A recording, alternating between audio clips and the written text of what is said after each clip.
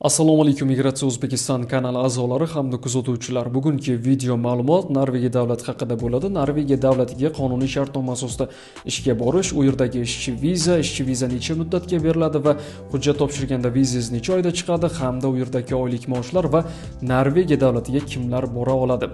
Hozirgi kunda kuni kecha Migratsiya O'zbekiston rasmiy Telegram kanalimizda Norvegiya bo'yicha vakansiya joylagan edik. Mana shu vakansiyada aytilib o'tiladiki, Norvegiya davlati tomonidan ish beruvchilar tomonidan qo'yilgan talablar mavjud. Mana shu talabga javob bersangiz, siz bemalol Norvegiya davlatiga qonuniy shartnoma asosida 3,5 ming dollardan 4,5 ming dollargacha bo'lgan oylik maoshda u yerdagi ish o'rinlarida ishlashingiz mumkin bo'ladi.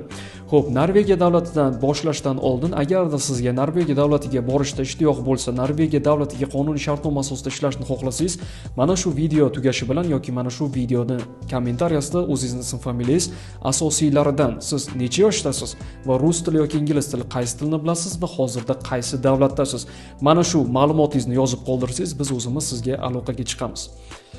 Xo'p, hozirgi kunda Norvegiya davlatiga ishga borishning 3 ta yo'li mavjud. Bulardan biri O'zbekiston hududidan turib, to'g'ridan-to'g'ri Norvegiya ishchi vizasini olib, Norvegiya davlatiga qonuniy shartnoma asosida ishga borish. Va ikkinchi yo'li o'zingiz mustaqil ravishda hech qanday firma bilan shartnoma tuzmasdan Norvegiyaning davlatning rasmiy sayti orqali ro'yxatdan o'tib, u yerdagi ish beruvchilar bilan onlayn shartnoma tuzib, Norvegiya davlatiga qonuniy shartnoma asosida ishga borish. Va uchinchi yo'li Norvegiya sayohat vizasini olib yoki Yevropa sayohat vizasini olib, Norvegiya davlatiga sayyoh bo'lib borib, u yerdagi ish beruvchilar bilan yuzma-yuz suhbatlashib, siz ishchi vizani olishingiz mumkin. Ya'ni sayohat vizadan ishchi vizaga o'zgartirishingiz mumkin. Endi sayohat vizasi orqali borib ishchi vizaga o'zgartirish, siz Norvegiya davlatiga borganingizdan so'ng u yerda birorta restoran sohasi, ya'ni firma,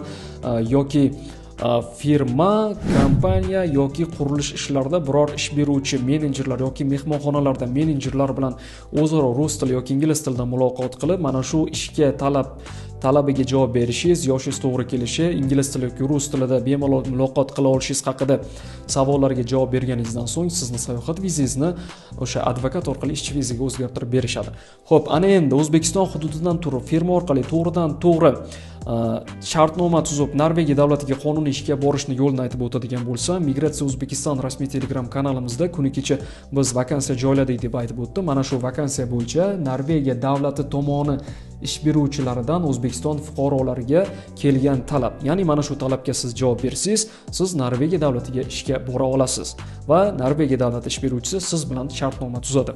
Bu talablardan birinchisi aytib o'tadigan bo'lsak, Norvegiyadagi ishlar, baliq ishlab chiqarish zavodi, ombor ishchilari, qishloq xo'jaligi ishchilari, qurilish guruhlarida siz ishlashingiz mumkin. Bunda hozirda ayollar uchun bo'sh ish o'rinlari mavjud emas, faqat erkaklar bora olishlari mumkin va 22 yoshdan 42 yoshgacha bo'lishlari kerak, jismonan sog'lom bo'lishlari kerak hamda sudlanmagan bo'lishlari kerak va eng asosiysi sizda qizil pasport bo'lishi kerak. Chetga chiqish uchun sog'lig'ingiz yaxshi bo'lishi kerak. Buning uchun sog'liqni saqlash hujjati, ya'ni siz sog'lig'ingiz yaxshiligi haqida hujjat kerak bo'ladi, ya'ni spravka va sudlanmaganlik haqida hujjat hamda hech qaysi davlatdan deport bo'lmagan bo'lishingiz kerak. Xo'p, ana endi mana shu vakansiya bo'yicha sizda erkaklar yoshi 22 yoshdan 42 yoshgacha bo'lishlari kerak. 22 yoshdan past yoshda bo'lgan fuqarolar afsuski ular bilan shartnoma tuzilmaydi va 42 yoshdan oshgan fuqarolar bilan ham mana shu vakansiya orqali shartnoma tuzilmaydi.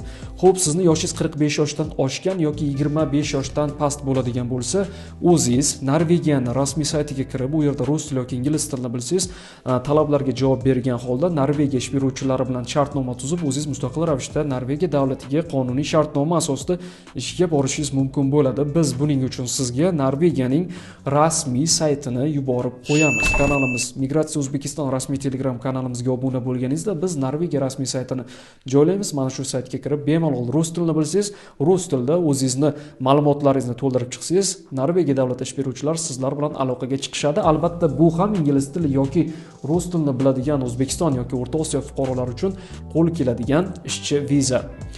Agarda siz Norvegiya davlatiga sayohat vizasini olishingiz uchun va sayohat vizasi orqali borib bu yerda ishchi vizaga o'zgartirishingiz mumkin. Buning uchun ham sizda ingliz tili yoki rus tilini bilishingiz kerak bo'ladi. Eslatib o'taman, Norvegiya davlatiga agarda sizni tanishingiz bo'lsa, til bilmasdan ishga borishingiz mumkin. Tanishingiz bo'lmasa, siz til bilmasdan Norvegiya davlatiga qonuniy shartnoma asosida afsuski ishga bora olmaysiz. Xo'p, bu yerdagi ish o'rinlarini o'qib eshittirdim. Siz o'zingiz mustaqil ravishda borsangiz ham, firma orqali borsangiz ham, balki rasmiy saytdan ro'yxatdan o'tib borsangiz ham bu yerda oylik maoshlar bir xil to'lanadi. Qo'shimcha soatlarda ish haqi to'lanadi. Xo'p, bundan oldingi videolarda Kanada, Germaniya, Angliya haqida video ma'lumotlar joylagan edik. Mana shu video ma'lumotlarning kommentariyasida yozilgan ko'pchilikdan savol kelgan. Siz aslida kimsiz? Migratsiya O'zbekiston rasmiy kanali nima uchun bunday vakansiyalarni taqdim etyapti? Mana shu haqida to'liq ma'lumot beradigan bo'lsam, o'zim haqimda ma'lumot beradigan bo'lsam, ism, familiyam Asadbek Hasanov. Hozirda O'zbekiston Davlat san'at va madaniyat instituti talabasiman. Mana shu talaba bo'lganim uchun afsuski chet elda ishchi vizasi orqali chet elga ishga chiqib keta olmayman.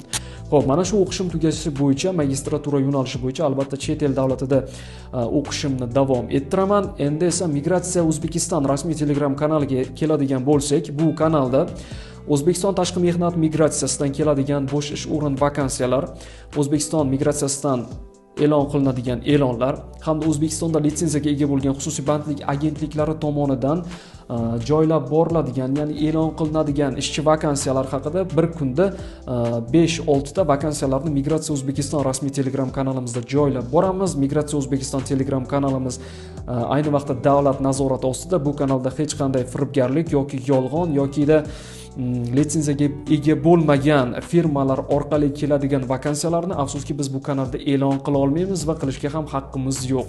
Xo'p, sizga Norvegiya davlatiga qonuniy shartnoma asosida borish yo'llari hamda qanday borish yo'li, u yerdagi oylik maoshlar va ish o'rinlari haqida aytib o'tdim. Agarda xohlasangiz firma tomonlama, xohlasangiz Norvegiyaning rasmiy sayti tomonlama, xohlasangiz o'zingiz mustaqil ravishda sayohat vizasi orqali Norvegiya davlatiga qonuniy shartnoma asosida ishga borishingiz mumkin bo'ladi va Norvegiya davlatiga ishlash uchun siz ingliz tili yoki rus tilini bilishingiz kerak bo'ladi va 20 yoshdan 45, balki o'zingiz mustaqil ravishda bormoqchi bo'lsangiz 50 yoshgacha imkoniyat mavjud. Sizlar bilan dunyo davlatlari migratsiyasi haqida ma'lumot beruvchi Asadbek Hasanov bo'ldi. Agarda sizda video ma'lumotimiz ma'qul kelgan bo'lsa, like tugmasini bosib, o'zingiz haqingizdagi ma'lumotni mana shu videoni kommentariyasida qoldirishingizni so'raymiz va sizga o'zimiz aloqaga chiqamiz va Norvegiya rasmiy saytini sizga yuborib qo'yamiz havolasini. Agarda siz mustaqil ravishda ketmoqchi bo'lsangiz, rasmiy havoladan ro'yxatdan o'tib, o'zingiz mustaqil ravishda ketish imkoniyatiga ega bo'lasiz. Keyingi videolarda ko'rishguncha salomat bo'ling. Sizlar bilan Asadbek Hasanov bo'ldi.